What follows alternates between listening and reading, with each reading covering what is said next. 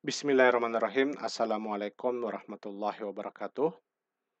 Alhamdulillah kita kembali bertemu dalam tutorial online mata kuliah perpustakaan digital. Sebelumnya kita sudah belajar bagaimana cara menginstal aplikasi Setiadi dan alhamdulillah kawan-kawan tentunya sudah berhasil menginstalnya. Nah, pertemuan kali ini kita akan fokus pada bagaimana cara melakukan kustomisasi untuk aplikasi tersebut. Karena setelah kita install, tentu saja aplikasi tersebut masih bawaan atau masih dalam kondisi default yang kemudian kita perlu merubahnya sesuai dengan kebutuhan. Kita akan bagi dua tutorial khusus membahas kustomisasi ini, dan kali ini kita akan fokus pada bagian pertama. Oke, saya kira kita sudah belajar ya sebelumnya apa itu Setiadi. Tapi tidak apa-apa, saya ulang kembali bahwa Setiadi ini merupakan aplikasi open source khusus untuk mengelola tesis dan disertasi di bawah lisensi GPL versi 3. Aplikasi ini dibangun dari SLIMS atau Senayan Library Management System, merupakan karya putra bangsa Indonesia, dan alamat websitenya itu ada di slimsetd.id.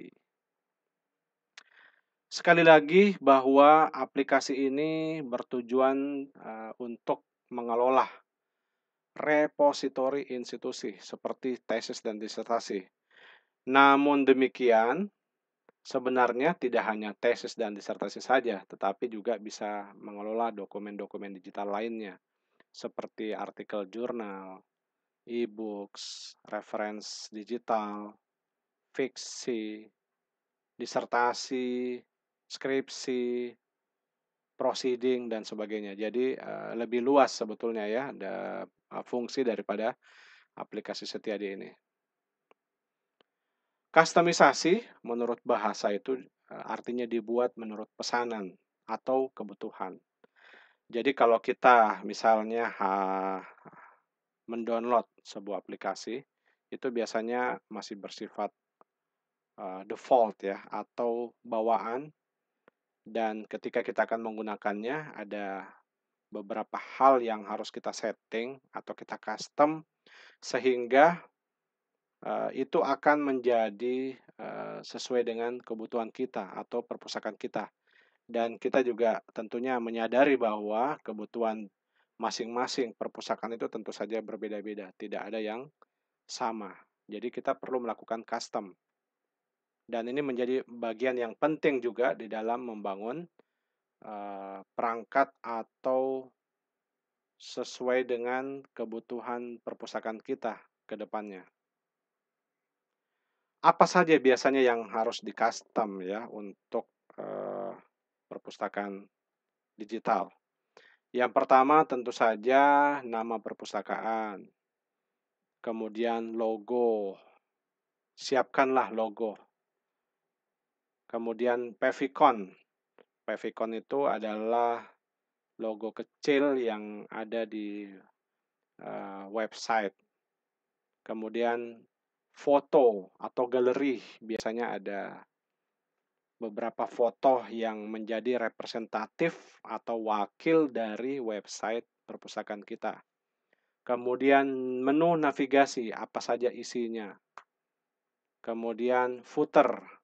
Di dalam footer ini biasanya ada informasi mengenai alamat, telepon, kemudian email, ya, kemudian website ini dikembangkan oleh siapa, dan sebagainya. Lalu sosial media. Kita berikan link sosial media yang dimiliki di dalam website kita. Ini sangat penting untuk sarana sarana komunikasi dan juga menjadi sarana untuk promosi perpustakaan. Lalu kita juga bisa menambahkan informasi apa saja yang penting, menambahkan berita. Berita ini nanti ada yang bersifatnya dinamis, lalu juga ada yang bersifatnya statis ya. Kemudian maps location, lokasi dari perpustakaan kita. Kita nanti bisa memanfaatkan Google Maps. Lalu jenis koleksi. Koleksi-koleksi apa saja yang dikelola di perpustakaan. Misalnya ada textbook, ada reference, ada artikel jurnal, proceeding, kemudian ada skripsi, tesis, disertasi, laporan, dan sebagainya. Lalu bahasa dokumen. Bahasa apa saja yang ada di perpustakaan kita. Misalnya bahasa Inggris, bahasa Indonesia, bahasa Arab, dan sebagainya. Lalu info pustakawan, siapa aja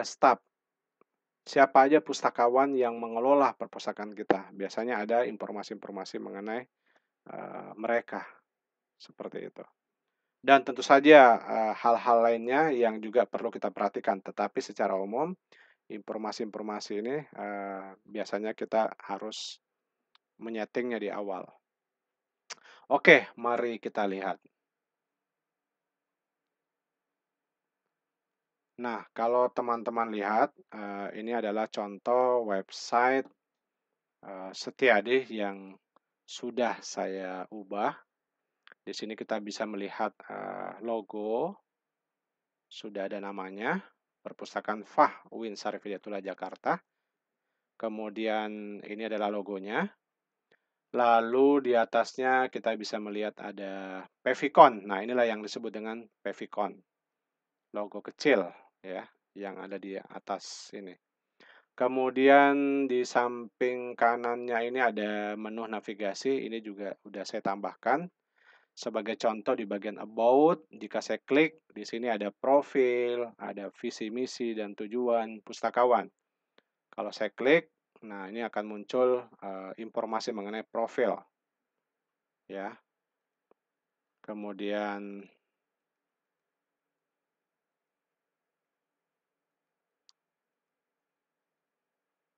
saya klik kembali visi dan tujuan, ya. Lalu pustakawan, ya. Ini seperti ini. Ada nama, jabatan, email, dan link sosial media yang dimiliki. Koleksi apa saja? Nah, ini adalah jenis-jenis koleksi yang tersedia. Ini bisa kita sesuaikan dengan kebutuhan. Ada artikel jurnal, proceeding, disertasi, fiksi, reference, skripsi, tesis, dan textbook. Oke, kemudian di sampingnya lagi ada maps atau lokasi ya. Ini bisa memanfaatkan Google Maps dan di samping kanan ini ada halamat. Ada layanan jam buka, ya, koleksi apa saja yang dimiliki dan seterusnya. Saya kembali ke depan. Kemudian visitor. Nah, visitor ini biasanya bersifat fisik ya. Kalau pemustakanya datang, mereka bisa memasukkan ID dan institusi di sini. Sehingga nanti akan terlihat statistik dari perpustakaan tersebut. Kemudian di samping kanannya lagi atau yang paling ujung ini untuk masuk ya, masuk ke halaman admin, kemudian yang ini untuk area anggota. Seperti itu. Nah, kita juga bisa melihat di sini ada galeri atau slider foto.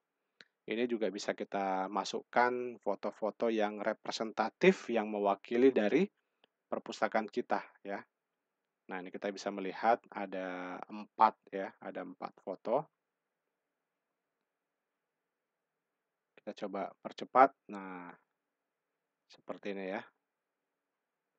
Lalu di bagian bawahnya ini merupakan berita ya.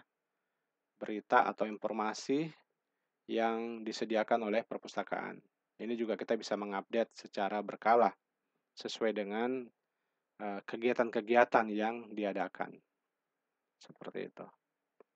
Lalu di bagian bawah ada informasi mengenai perpustakaan. Welcome to Perpustakaan Fah UIN Syarif Hidayatullah Jakarta. Manfaatkan secara maksimal koleksi perpustakaan. Ada beragam koleksi digital berupa skripsi, tesis, dan sebagainya.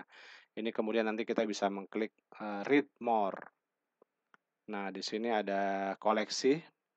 Dan di samping kanannya ini menunjukkan jumlah dari masing-masing koleksi tersebut. Ya, ini karena masih baru jadi masih nol. Nanti ke depannya kita akan belajar bagaimana cara menginput atau mengolah data koleksinya. Lalu media sosial atau channel ya, dalam bahasa Indonesia itu artinya kanal. Facebook ini kita lihat linknya sudah berubah ya, di bawahnya bisa kita lihat. Kemudian YouTube, lalu Instagram. Ini teman-teman bisa menambahkan sendiri atau menyesuaikan dengan link-link yang kalian punya ya. Lebih bagus lagi kalau perpustakaannya memiliki link dari sosial media yang ada. Lalu di samping kanannya lagi ada alamat ya. Nah, ini merupakan alamat dan alamat email. Oke. Lalu paling bawah ini ada informasi design by, ini juga kita bisa tambahkan ya. Design by. Kalau diklik maka akan masuk ke halaman website ya pemilik ya atau admin dari perpustakaan digital. Seperti itu. Home, kita klik maka kalian akan menuju ke atas. Nah, ini adalah merupakan contoh aplikasi Setiadi yang sudah dikustomisasi sesuai dengan kebutuhan. Sebenarnya jika kawan-kawan memiliki kemampuan CSS yang baik, warnanya ini bisa kita rubah sesuaikan dengan karakter dari lembaga perpustakaan kita ya. Oke. Kemudian kita lanjut, mari kita praktekkan ya, kita praktekkan. Di samping kiri ini ada Setiadi yang masih original ya, masih asli bawaan dari Setiadi. Kita akan melakukan perubahan beberapa bagian pada sesi part 1 ini ya. Oke, kita lihat apa saja yang akan kita bahas.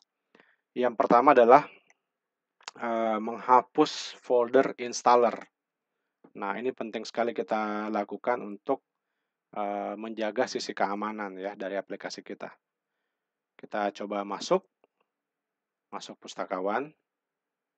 Ini biasanya username dan passwordnya itu adalah admin dan username-nya admin dan passwordnya admin. Nanti kita juga akan belajar mengganti username dan passwordnya. Diklik masuk. Nah, di sini kawan-kawan bisa melihat ada informasi installer folder is still exists inside your server. Nah, kita diminta untuk merename-nya ya atau sekalian aja kita hapus ya. Ini untuk alasan untuk apa? Keamanan, security reason. Nah, ini kita klik saja remove installer. Oke, nah dia akan hilang. Kemudian yang kedua lanjut, ini sudah selesai ya, kita sudah lakukan.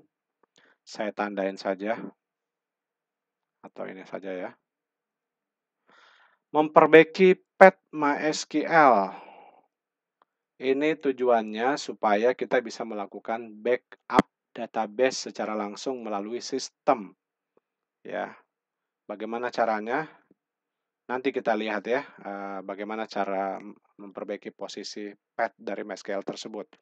Tapi teman-teman bisa melihat di sini, letak MySQL DAM tidak sesuai. Periksa kembali berkas konfigurasi aplikasi atau Anda tidak dapat melakukan pencadangan. Ini maksudnya apa sih? Coba kita lihat dulu ya. Kalau kita ingin melakukan backup database, ini juga sangat penting di dalam manajemen perpustakaan digital karena kita harus bisa memastikan bahwa data kita, koleksi kita itu bisa aman ya atau tersimpan dalam jangka waktu yang lama dan pastikan bahwa fungsi-fungsi dari OPEC ini bisa diakses oleh pemustaka. Jangan sampai ada masalah sehingga mereka akan mengalami kendala. Nah, salah satu solusinya adalah bagaimana kita selalu melakukan backup data. Nah, bagaimana cara membackup data? Itu ada di sistem, kemudian ada di bagian salinan pangkalan data. Nah, ini kita klik. Wah, ini ternyata masih ada error ya, notice, tapi kita abaikan saja dulu.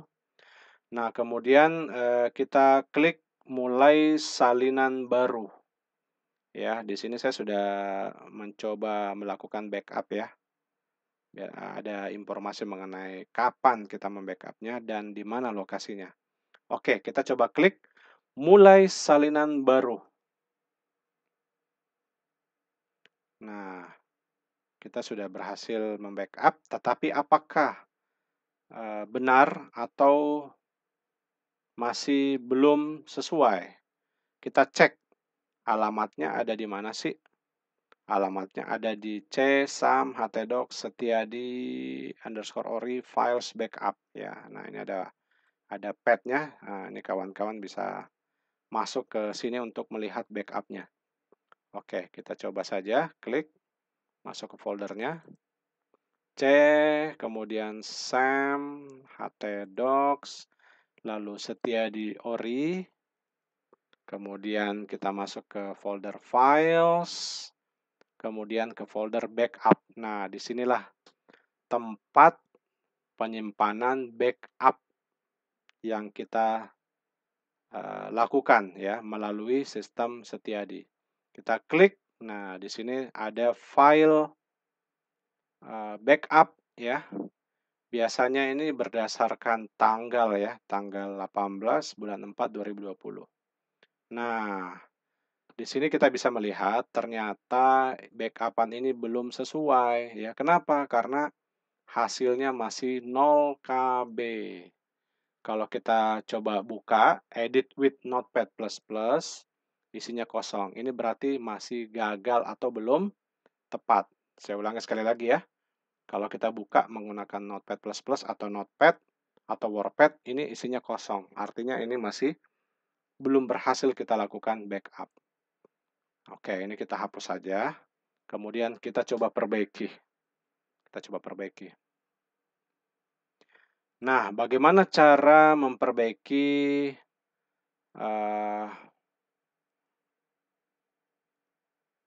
bagaimana cara kita perbaiki letak MySQL DAM ini agar sesuai, sehingga kita bisa melakukan backup data.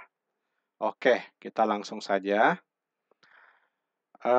Caranya itu kita masuk ke Setiadi_ori, folder Setiadi_ori. Ini folder ini tentu saja sesuai dengan folder kalian masing-masing ya. Silakan disesuaikan. Kita coba buka di bagian sysconfig.inc.php. Yang ini kita coba buka edit dengan Notepad++. Jika kalian belum install, silakan kalian download dulu Notepad++ ya, supaya gampang kita edit dengan mudah, dengan gampang. Nah, kemudian kita masuk ke bagian database backup. Ini kawan-kawan ya. Di baris ke 194, ini ternyata alamatnya ini ada di sini. /user/bin/mysqldam. Nah, ini adalah lokasi path untuk sistem operasi Linux ya. Tentu saja tidak sesuai kalau kita menggunakan Windows. Lalu bagaimana cara merubahnya? Yang ini kita hapus saja, kita delete ya. Lalu kita akan melihat posisinya ya. Alamatnya itu ada di SAM, kemudian MySQL, karena ini terkait dengan database, maka dia ada di folder MySQL. Kemudian di folder bin, lalu filenya itu adalah MySQL DAM. Ya, yang ini ya. Nah, coba kita hafalkan atau kita ingat ada di C, SAM, MySQL, bin, lalu foldernya adalah MySQL DAM. Nah, ini kita tuliskan di sini. C.2 plus SAM MySQL plus kemudian bin plus MySQL DAM titik, ini karena aplikasi exe, ini berarti kita tuliskan ininya ya, apa namanya, exe-nya di belakang. Jangan sampai salah tulis, lalu kemudian kita simpan. Kita cek, kita coba lagi, kita refresh browser Mozilla-nya. Nah, alhamdulillah sudah berhasil hilang ya. Pesan notifikasi merah tadi sudah hilang. Oke. Lalu kita coba backup. Kembali klik sistem, lalu salinan pangkalan data. Ya, kita coba lagi salin ulang atau salin baru. Kita tunggu beberapa saat. Nah, ini alhamdulillah kita baru saja berhasil membackup ya, ini yang paling atas ya, jam 00:34 ya, lewat 21. Wow. Kemudian kita cek lagi di foldernya. Cek, kemudian SAM, htdocs, lalu Setiadi Ori, ada di folder files, kemudian backup. Nah, sekarang kawan-kawan bisa melihat file ini sudah berisi, ada size-nya 108 KB.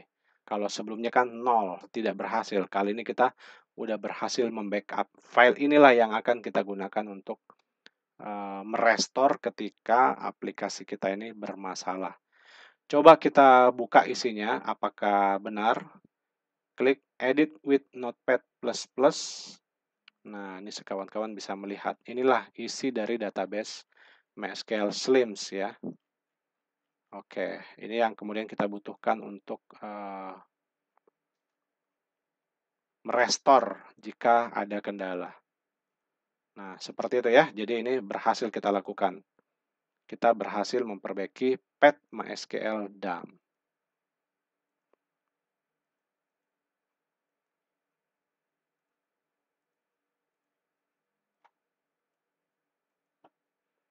Kita lanjut lagi, kemudian pengaturan sistem. Kita ke menu sistem, pengaturan sistem. Nah, di sini silahkan nama perpustakaannya diganti sesuai dengan kebutuhan kita. Misalnya, perpustakaan FAH.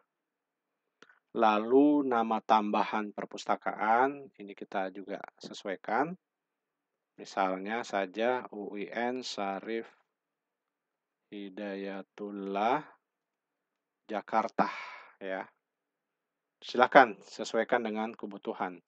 Bahasa yang digunakan, ini juga silakan kita ganti sesuai kebutuhan. Oke, saya kira itu cukup ya. Yang lainnya silakan kalian lihat dan rubah jika memang dibutuhkan. Nah, jangan lupa mengklik tombol simpan pengaturan. Klik OK.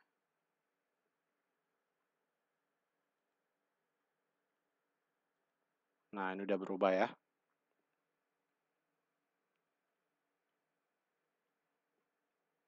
Kalau kita buka OPEC-nya, saya coba buka OPEC-nya ya. Klik kanan di bagian sini. Oh, ini maaf, kita ke halaman beranda. Nah, di sini kawan-kawan bisa melihat sudah berubah perpustakaan FAH di sini ya. Iya, perpustakaan FAH. Seperti itu. Kita lanjutkan. Ini sudah.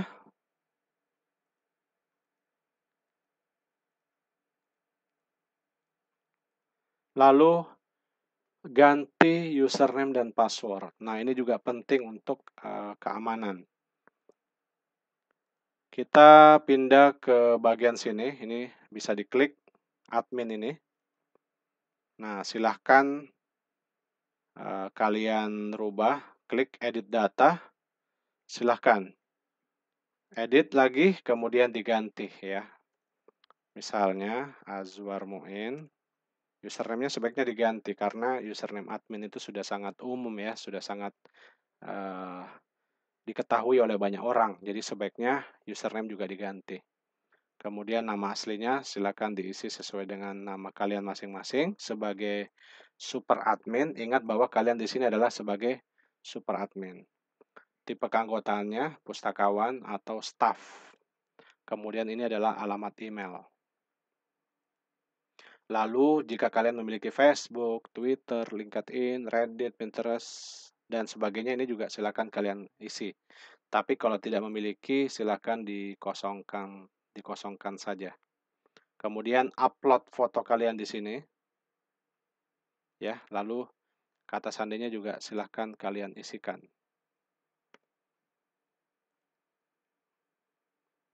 Oke, saya ada foto nggak ya?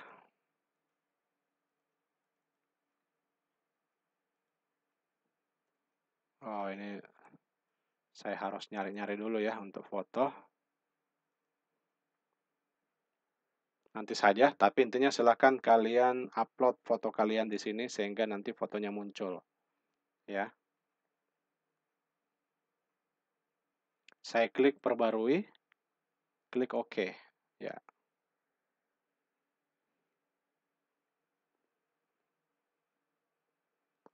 Kita lanjutkan, ini sudah.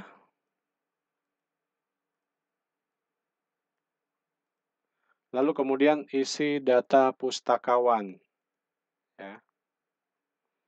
Isi pustakawan itu bisa melalui ini ya, di sistem kemudian pustakawan. Nah, ini kawan-kawan bisa tambahkan di sini ya. Seperti itu. Bisa kalian tambahkan. Ya, tapi sebenarnya melalui admin pun juga itu juga merupakan data pustakawan. Tapi misalnya di perpustakaan kalian ada lebih dari satu, itu kalian bisa menambahkan di bagian pustakawan di sini ya, tambah pustakawan. Silakan kalian tambahkan berapa atau sesuaikan dengan jumlah staf dan pustakawan di perpustakaan yang kalian kelola. Oke, seperti itu ya. Silakan isikan dengan lengkap.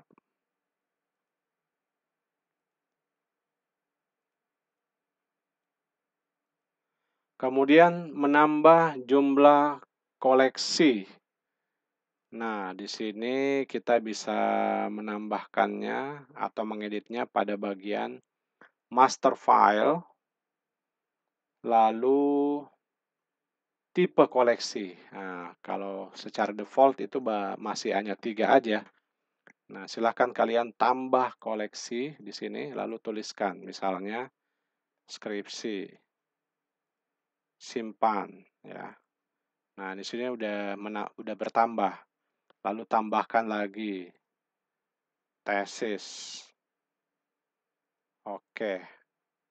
Dan seterusnya. Ini silakan sesuaikan dengan kebutuhan kalian ya. Coba kita lihat sudah ada perubahan kah atau belum. Kalau kita klik di sini maka kelihatan tambahan jenis koleksi tadi ya. Ada skripsi, tesis, ya dan sebagainya. Dan di bagian bawah juga akan muncul di bagian sini. Ya, ini sudah berhasil.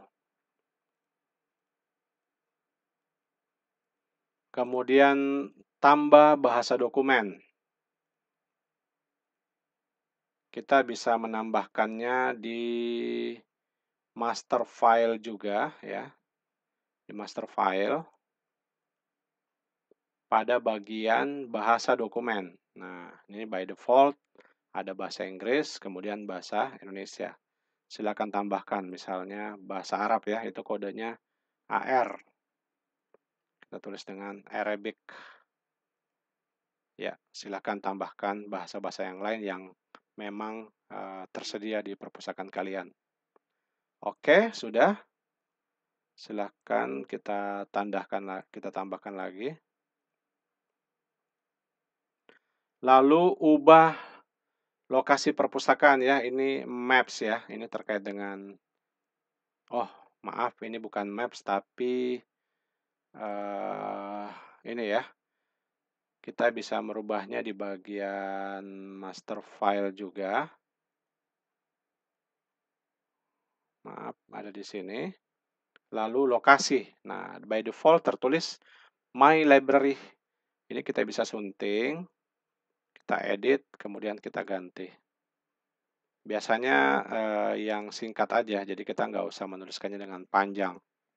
Kemudian kita klik perbarui. Nah, ini yang dimaksud dengan lokasi perpustakaan itu adalah yang ada di bagian master ya. Oke, saya ulangi lagi ya, ada di bagian master file, kemudian tempat ya. Sorry, bukan tempat. Kalau tempat di sini adalah kota, kota terbit. Tetapi ada di tadi di mana ya? Oh, maaf, di lokasi ya, di lokasi. Oke, di bagian lokasi. Kita rubah nama lokasinya. Di sini bisa saja perpustakaan kalian misalnya ada 2 tempat, ada 2 lokasi, kampus 1 dan kampus 2. Nah, ini kita bisa tambahkan lagi lokasinya ya, seperti itu. Atau ada fakultas-fakultas di dalamnya ya, fakultas A, fakultas B, fakultas C, dan sebagainya. Jadi kita bisa menambahkan lokasi dari koleksi baru tersebut. Oke, ini juga sudah. Kita tandain dulu. Nah, kemudian yang terakhir untuk sesi pertama ini adalah bagaimana mengubah dan menambahkan konten berita. Ya, kalau kita perhatikan di sini, ini by default sudah ada berita atau informasinya. Kalau saya klik, nah ini ada berita-berita ya terkait dengan model pengembangan source. Ini tentu saja bisa kita isikan dengan kegiatan-kegiatan yang dilakukan oleh perpustakaan. Misalnya ada kegiatan lomba, ada kegiatan literasi informasi, ya ada kegiatan pelatihan, ya dan sebagainya. Itu bisa kita memanfaatkan Setiadi ini untuk berfungsi sebagai website ya yang menyajikan berbagai informasi yang ada di perpustakaan kita. Nah, bagaimana cara menambahkannya? Itu ada di bagian sistem ya, di bagian sistem. Nah, di bagian sistem, kemudian konten. Nah, di konten inilah kita bisa mengedit ya. Nah, di sini kalau kawan-kawan lihat ada beberapa konten yang sudah ada, misalnya lisensi Slims ya, ini by default sudah ada isinya, tapi kalau kita nggak butuh, kita bisa hapus dan kita gantikan dengan yang lain. Ya, di konten ini ya. Silakan kalian sesuaikan kebutuhan. Kemudian di bagian homepage info ini juga kita bisa edit. Homepage info yang ada di sini bisa kita edit. Ya, di bagian mana? Di sini homepage info. Ya, silakan kalian sesuaikan dengan kebutuhan. Ya, selamat datang di perpustakaan FAH UIN Jakarta dan sebagainya. Ini bisa kita edit. Seperti itu. Kalau ingin menambahkan berita, kita bisa klik tambah data baru. Ya, tuliskan judulnya, kemudian isikan pad-nya. Pad ini adalah alamat unik di belakang halaman web. Kemudian di bagian bawahnya ini adalah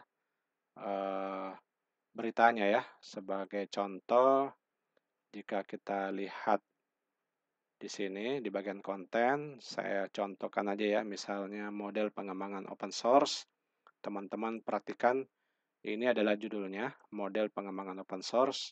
Kemudian pad-nya ini adalah open source, kemudian di bagian bawahnya adalah beritanya.